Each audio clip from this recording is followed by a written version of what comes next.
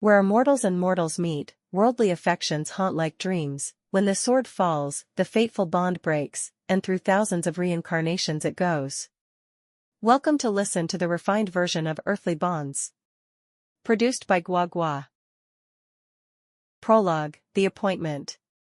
A day and a night in heaven, several springs and autumns on earth. At that time in Shenzhou, majestic mountains stood tall, mighty rivers crisscrossed the land, vast fertile plains stretched for thousands of miles, and the scene was magnificent.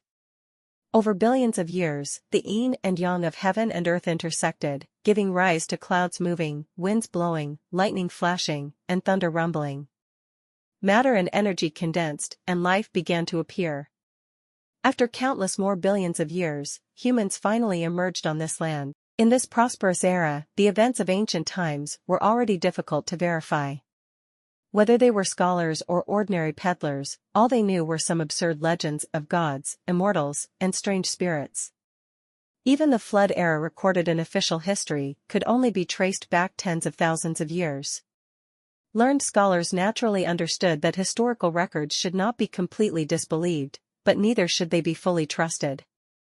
The anecdotes of the flood era in books were far from the real history. Blessed with favorable natural conditions and good weather, Shenzhou gradually moved towards a prosperous age. Among them, there were some people who did not covet worldly fame and wealth. They only loved to seek out mountains and waters, build cottages, and live in places with beautiful scenery and concentrated earthly chi, escaping from the mundane world and devoting themselves to spiritual cultivation. In ancient times, there was a folk legend about a Taoist priest named Guanqingzi. After thoroughly understanding the immortal methods, he rode a crane and headed west, leaving behind many fairy traces. Since then, the trend of cultivating immortality and seeking the Tao in the mortal world has gradually flourished. Over thousands of years, there have been many cases of people attaining the Tao and ascending to immortality, which have been mentioned in both official and unofficial histories. Only then did ordinary people know that there was the azure void above the nine heavens and the yellow spring deep underground. However, the tales of gods and immortals were ultimately illusory. The distance between immortals and mortals was vast, and ordinary people still worked at sunrise and rested at sunset, toiling all their lives for food and clothing. Until they grew old, and with a handful of yellow earth, all traces of them would disappear. Whenever there were natural disasters, man-made calamities, or important festivals, the common people would burn incense and offer sacrifices, worshipping those gods they had never seen. They believed that as long as they prayed sincerely, heaven would always respond, but the gap between heaven, earth, immortals, and the mundane was far beyond their imagination. Beyond the nine heavens, at the extreme of the azure void, there was a vast and mysterious world, which was the fairyland where the immortals lived, also known as the Heavenly Palace, Lotus Realm, Wonderful Realm, etc. by the mortals. The fairyland was vast and boundless, unfathomable, not just the prosperity that ordinary people imagined. Except for the central area, the surrounding areas were desolate, with mysterious realms everywhere, extremely dangerous. Ordinary lower mortals did not dare to venture far from the fairyland. Otherwise, once trapped in the mysterious and desolate illusions, their golden bodies might be destroyed. Only immortals with great supernatural powers or profound mystical means dared to enter and exit the mysterious and desolate secret realms. And beyond the deep mysterious and desolate areas, what kind of world there was and what heavenly secrets there were, even the immortals did not know. On the edge of the fairyland, there was the Boer Heavenly River, which was 100,000 feet wide and hundreds of thousands of feet deep. The river was calm, with no visible source or end. Within 1,000 miles along the riverbank, not a single blade of grass grew, there were no flying birds in the sky, and no dust on the ground. The water of the heavenly river was not ordinary water. It was extremely soft and could not carry anything. Immortals and heavenly beasts would sink when they entered the water. The gentle breeze on the river was usually no different from the wind and rain in the human world, but every once in a while, it would carry a mysterious aura that could erode the magic treasures and spiritual objects of the immortals. Precisely because of this, the Boer Heavenly River became a natural barrier of the fairyland. However, occasionally, some enlightened monsters would come out from the depths of the mysterious and desolate areas, cross the river, and sneak into the fairyland. Therefore, the immortal emperor ordered the immortals to patrol the edge of the mysterious and desolate areas, to prevent the monsters from causing trouble. The Boer heavenly river wound through the fairyland, and the wilderness along the riverbank stretched for thousands of miles, lifeless. But at a bend in the river, there was a crystal-clear blue stone, which was extraordinary and faintly exuded vitality. No one knew where this blue stone came from. It had stood by the riverbank since time immemorial and had endured countless years. One day, the silence by the wooding river was broken as an immortal came from afar. His face was as fair as jade, his bearing was noble and imposing. His hair was tied up and adorned with pearls, his long robe was embroidered with clouds that seemed to move with the wind, his sleeves were adorned with pagodas, and the lotus flowers under his feet radiated precious light. The immortal saw the blue stone from afar, smiled slightly, and sped up to fly above the Boer river. He circled around on a lotus 3 times, and after confirming there was no abnormality, he landed beside the blue stone. Then, the immortal leaned against the blue stone, faced the heavenly river, sat cross-legged, took out a heavenly book, and began to read it aloud. In an instant, the riverside was filled with swirling clouds and rosy mists, a strange fragrance filled the air, lotus petals fell, a gentle rain and breeze blew, and purple clouds reflected in the sky, turning the barren land into a place of good fortune. Before long, after reading 1 volume of the heavenly book, the immortal stood up, put the book into his bosom, patted the blue stone, and said with a smile, Blue stone, you have a deep affinity with me to have listened to me read 7 volumes of the heavenly book. Now that your spiritual light is shining, your cultivation is almost complete. If you have the opportunity, perhaps you can shed your stone body and cultivate into an immortal embryo. It's time to part ways. With that, the immortal raised his hand and summoned 3 lotus flowers. Just as he was about to step on them and take off, he saw the strong wind rising again on the heavenly river. Having a realization, he returned to the blue stone and said, Blue stone, indeed we have an affinity. I have just comprehended a chapter of the dissociation technique and will also pass it on to you. With that, he flicked his sleeve, and a piece of writing appeared on the blue stone, then disappeared.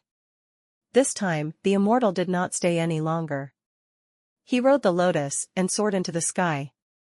This immortal was the patrol envoy of the 4 directions. He would patrol the border of the mysterious and desolate areas once every 500 years to prevent the invasion of monsters. Every time he came to the wooding river, he would read 1 volume of the heavenly book beside the blue stone and then leave. No one knew since when he started to meet the blue stone, nor how many times it had happened. Those 7 volumes of the heavenly book had been read dozens of times. After the immortal left, many more years passed. Nourished by the gentle wind from the southeast and the dew chi of the heavenly river, the blue stone's glimmer became stronger and stronger. Until one day, the wooding heavenly river suddenly became rough with surging waves, strong winds howled, thunder rumbled, the earth trembled, and the blue stone also shone with fluctuating light and swayed continuously.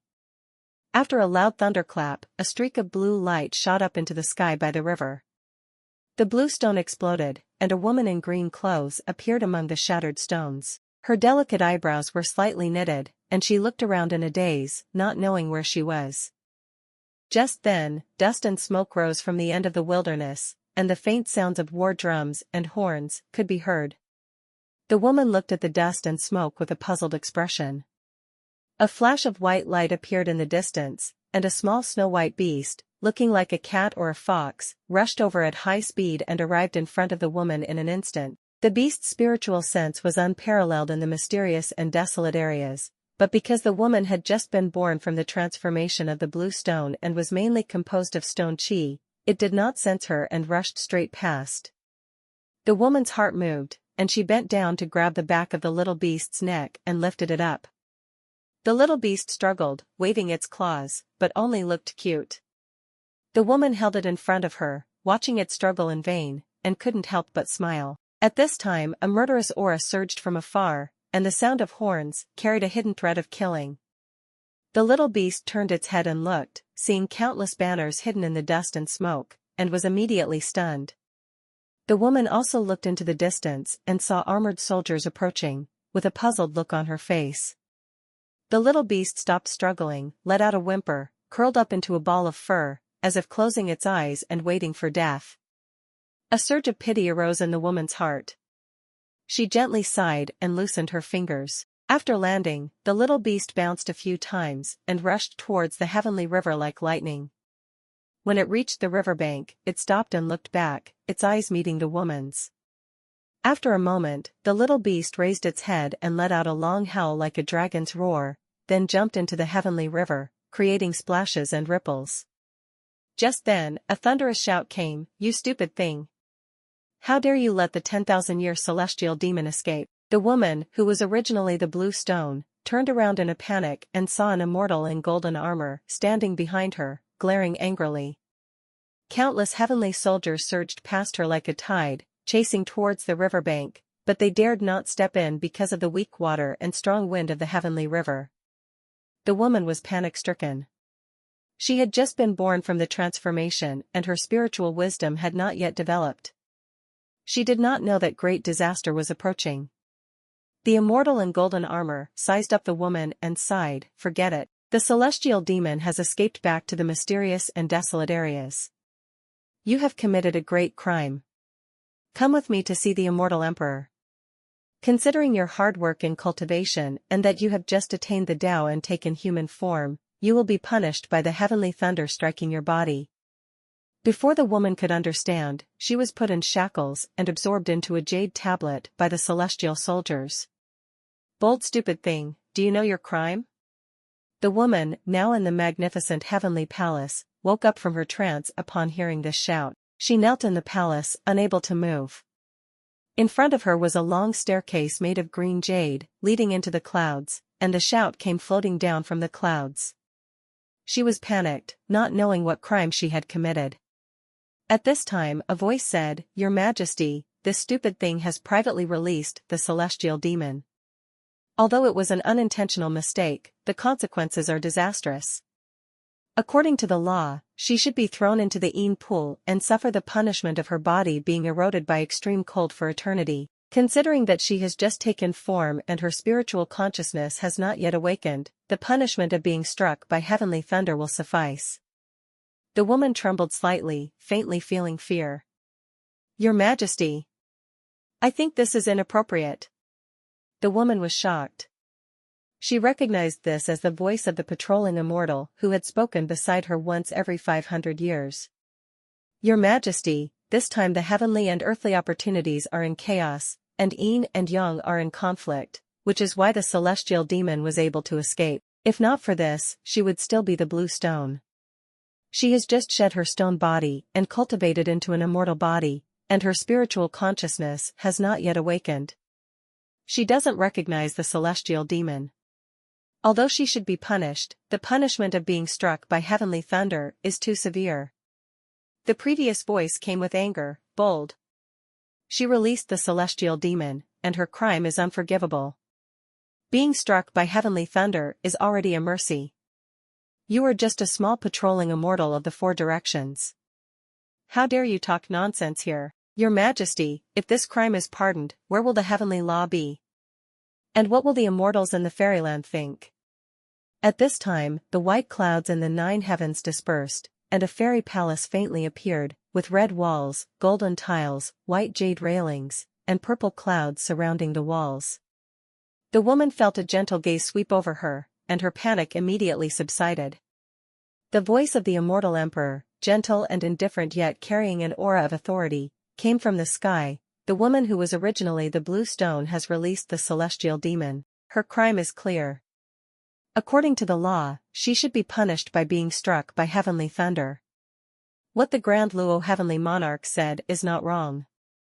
The patrolling immortal said again, "Your Majesty, the reason why the woman who was originally the blue stone cultivated into a form and released the celestial demon is that she listened to me reading the heavenly book and practiced according to it. Therefore, I should share the blame for her crime."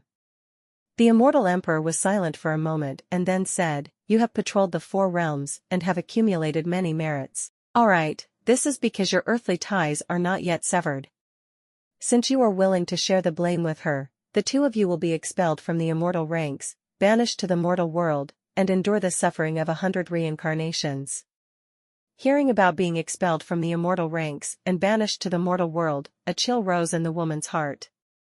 At this time, the patrolling immortal appeared in front of her. He untied the glazed dragon pearl that held his hair, took off his immortal robe, dispelled the lotus flowers, and knelt side by side with the woman in the center of the hall.